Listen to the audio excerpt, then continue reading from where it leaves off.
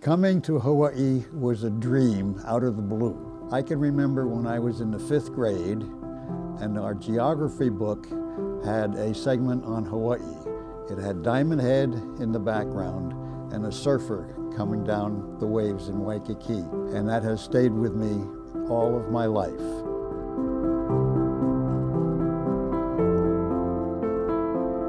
How did I get the nickname Tiger Tom? Well, there are 2 versions of that. Version number 1, my JPOs. Being a male teacher, 6th grade, I was automatically assigned to the JPOs. JPOs met in their shack before 7:30 because they had to be on duty on the roads by 7:30. And Grant Marsh, my JPO captain, would tell his underlings, keep a lookout for Tiger Tom so they could be ready. And he gave me the name Tiger. Why, I don't know. I have no idea. But it went, Tiger Tom went together. Now the other version of Tiger Tom is from Cowie Schutte. Cowie was in the class of 1958 and was probably the best athlete in the Punahou school at that time.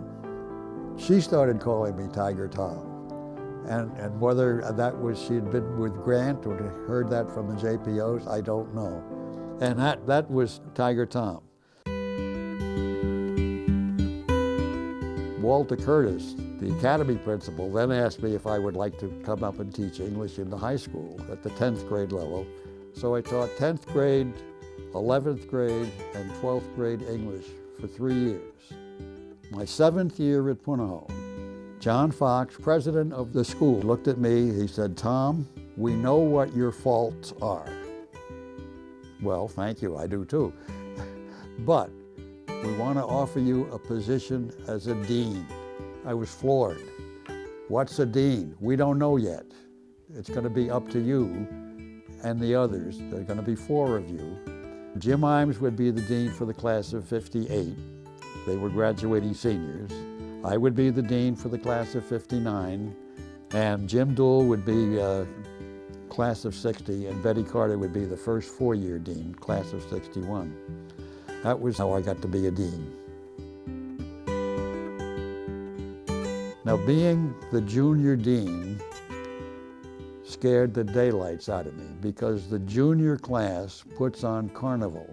The students are very, very involved in the junior carnival because they are the leaders of the carnival, and they have to sort of fight the seniors because seniors, they want to dominate. Well, we resolved that problem by putting seniors in charge of the variety show, which pretty well takes care of the seniors. In 1976,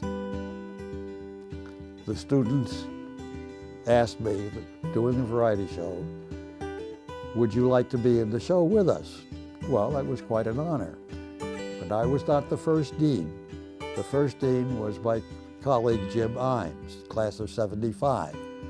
He was the first dean to participate in a variety show, which then became a tradition. Senior deans do perform in the variety show, but I was the only one who danced with students. But as a result of that, and also being in the community theater, because over the years I was in about 10 or 12 community theaters, I was known as the dancing dean. So I was usually very early opening up Alexander Hall. One morning I get in there about 6:20, and I go to my office, and I open the door and just burst out laughing because the whole office, my whole office, was stuffed with newspapers, floor to ceiling, front to back. How did that happen? Robert Akutagawa, head of the custodians on campus, had been persuaded by students, class of 76, to let them in to fill my office with newspapers. And that was just out of the blue to see those newspapers. And I just sat down on the floor and laughed. But Robert had to pay for that because to get ready for class, We had to have his workers come in and empty the newspapers. But those were a couple of things that happened that were hilarious as far as I was concerned. Being a dean was the best position that one could have at Punahou School, because you pick up ninth graders, 14 years old, coming into the academy. You stay with them for 4 years, and you see them grow from young boys and girls into young men and women. But after the students graduate, it's not unheard of for kids to come back and say, I want to thank you for the advice that you gave me. I've had a number of times, one student said, you called me into the office, you had heard that I was thinking of a certain school, college to apply to, and you recommended that I not apply to that college because it wouldn't fit the atmosphere in the college and your personality, and he said, I thank you for that.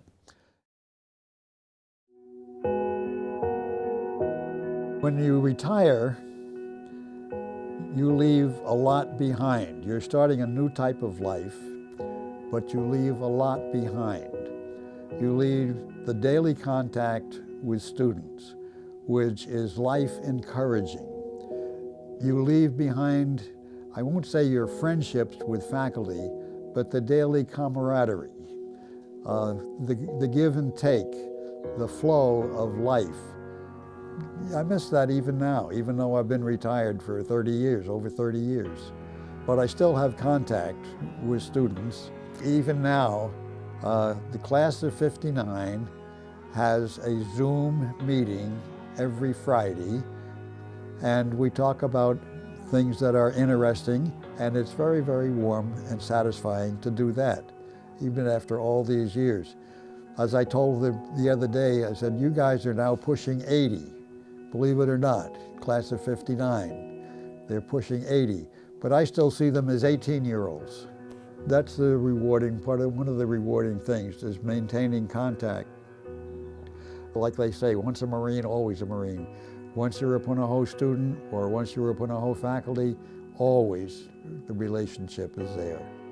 But if I had stayed in Vermont all these years, I would not be doing this now. The cold weather would have gotten to me years earlier, and I probably wouldn't be here. So I have to thank Hawaii also for a wonderful life. Punahou and Hawaii go together, hand in hand.